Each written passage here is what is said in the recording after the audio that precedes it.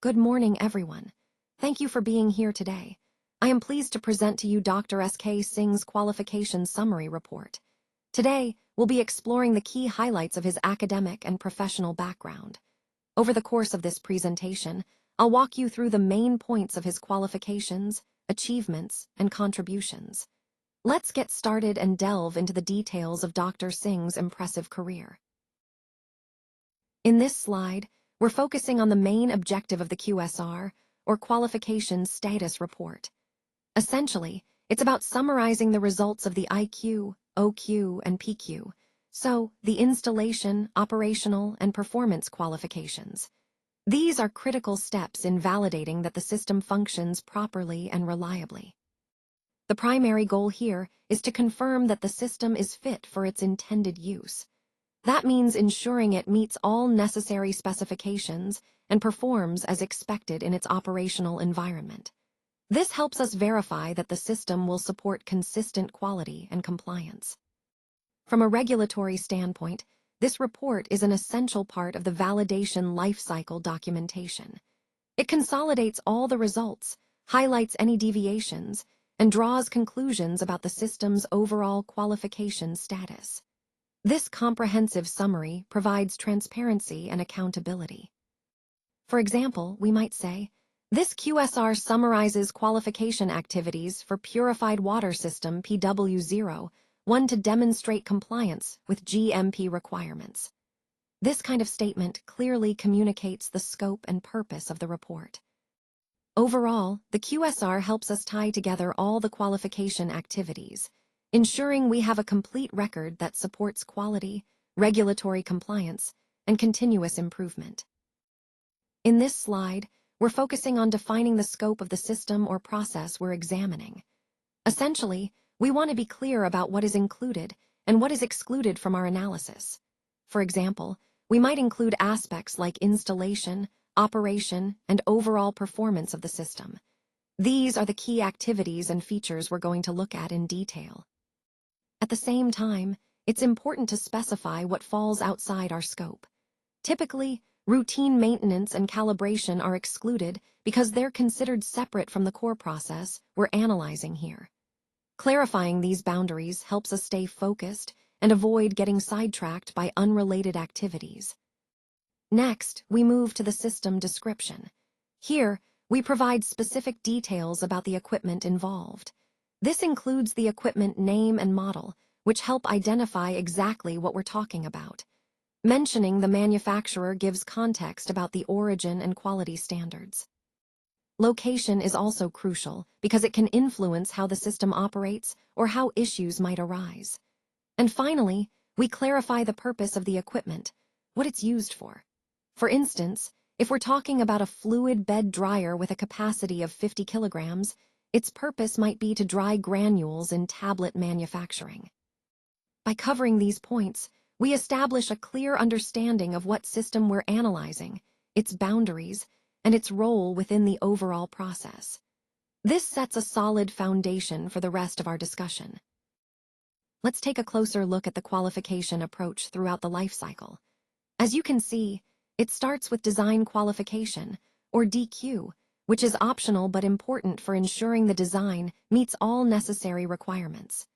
Next comes installation qualification, or IQ, where we verify that the equipment is installed correctly and according to specifications. Following that is operational qualification, or OQ, which confirms that the equipment operates as intended under normal conditions.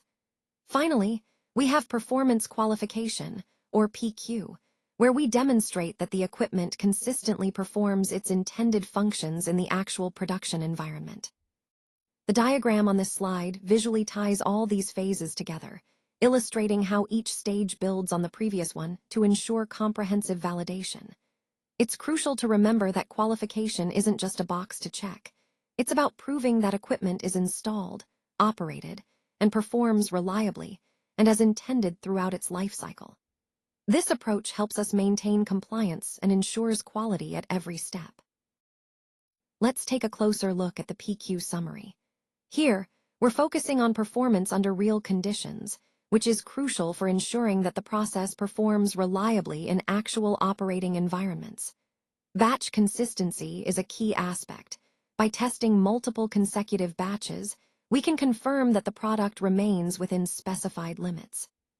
For example, when we tested 3 consecutive batches, the moisture content stayed within the acceptable range, so we can confidently say that it passes this criterion. Now, connecting this to regulatory expectations, it's important to demonstrate that our process shows consistent performance, which ties back directly to the User Requirements Specification, or URS. Meeting these expectations indicates that our process is reliable and predictable. Moving on to the OQ summary, here we're covering functional testing, alarm checks, and control system verification.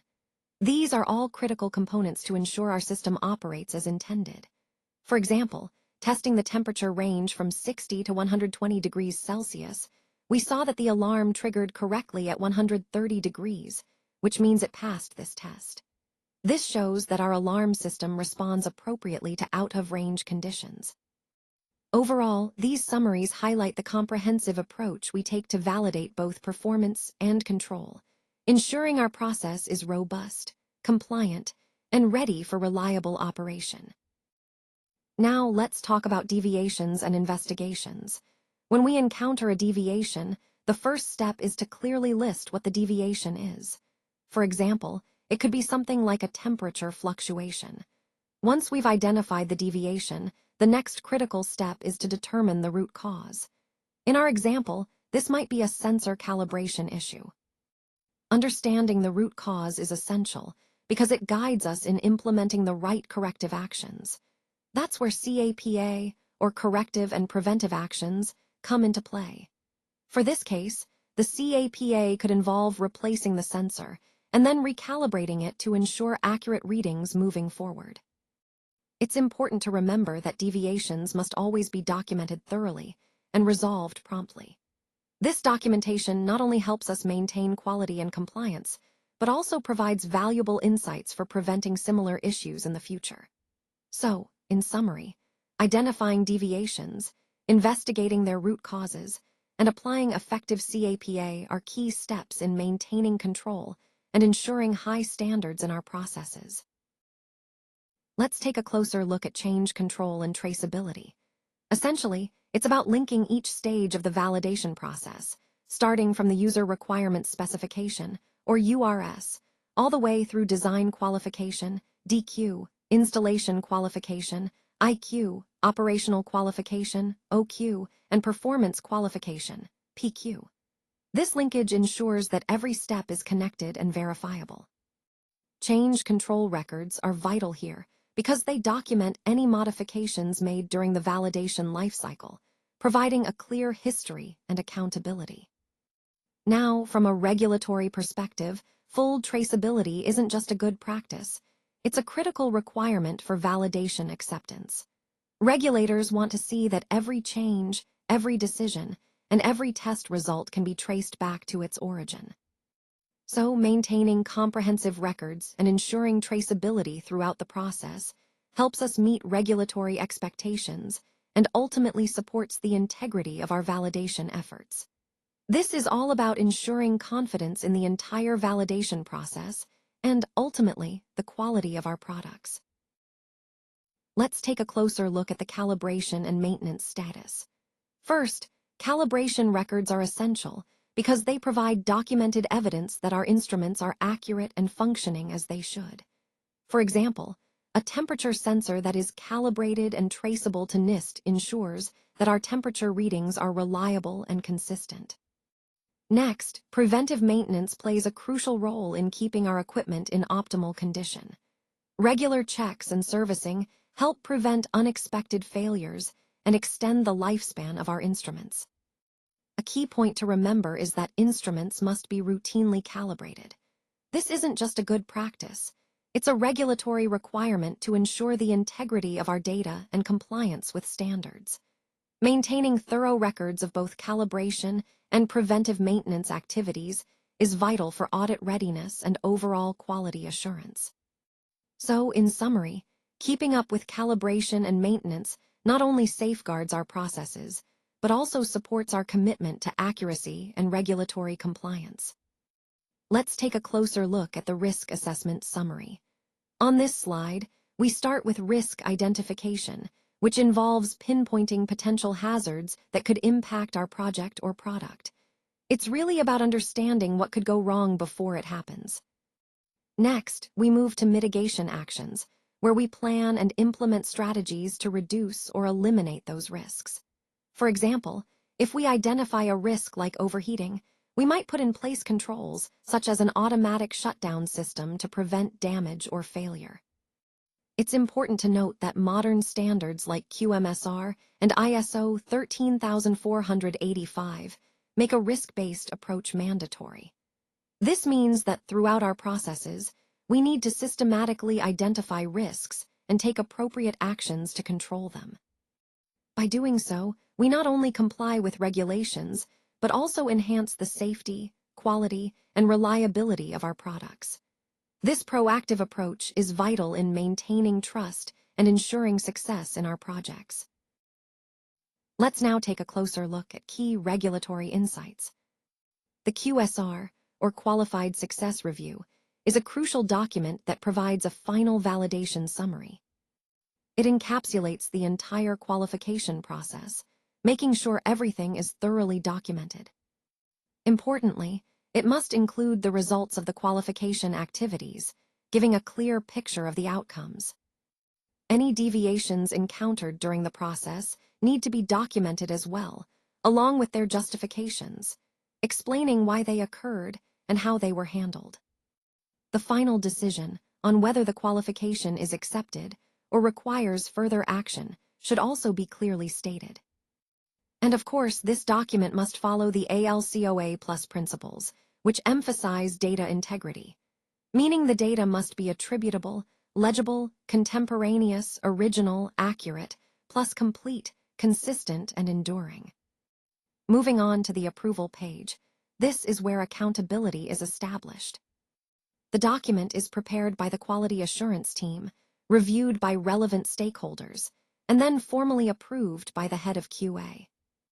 This process ensures that all key players sign off on the qualification, maintaining the integrity and reliability of the documentation. So, in essence, the QSR is not just a summary. It's a vital regulatory tool that confirms everything was done according to strict standards and principles, supporting overall quality and compliance. So, to wrap things up, the equipment or system has now been thoroughly qualified. This means it has successfully gone through all the necessary validation steps, IQ, OQ, and PQ, and has demonstrated that it meets all the specified requirements. Because of this, we can confidently say that the system is fit for its intended use. Essentially, it's ready to be integrated into routine operations without concerns. This final confirmation is really the culmination of all the testing and validation efforts we've discussed, ensuring that everything is in place for reliable and consistent performance moving forward. For further support, please contact us. If you have any questions or need additional information, don't hesitate to reach out. We're here to help you succeed and ensure you get the most out of this presentation. Thank you so much for your time and attention today.